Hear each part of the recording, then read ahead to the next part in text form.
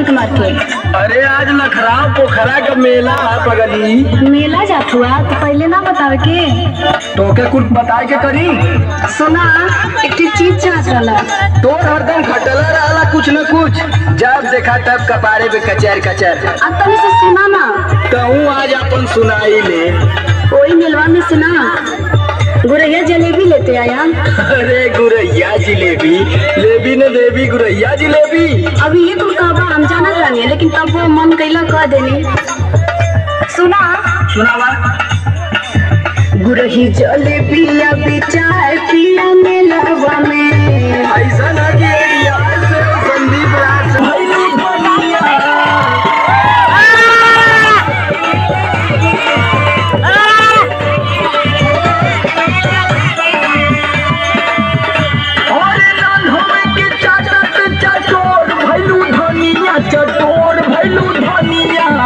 चुआता पानी लवी कोर भैलू धनिया।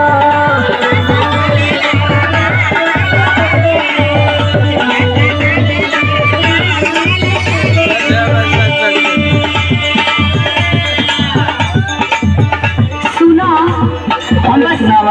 हम बस अपने खातिर थोड़ो मांगतानी कि इतना बहुत तेज फुटकट बड़ा। सब क्या करे खातिर मांगत तू? हम सबके खातिर न कहतारी, कुछ न कुछ सबके वजह न कहतारी, बस हमरे सुनाता। सबका ठिका ले ले तू।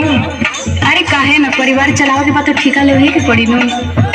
सुना सुनावा। अम्मा जी के लिए पकौड़ी, बाबू जी के केला।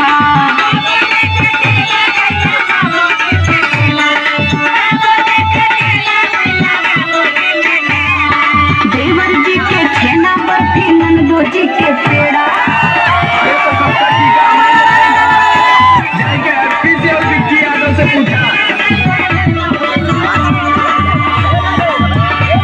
बचौले रही भीड़िया के रेलवा में, भीड़िया के रेलवा में। गुरही जलेबी अभी चाय पिया मेलवा में।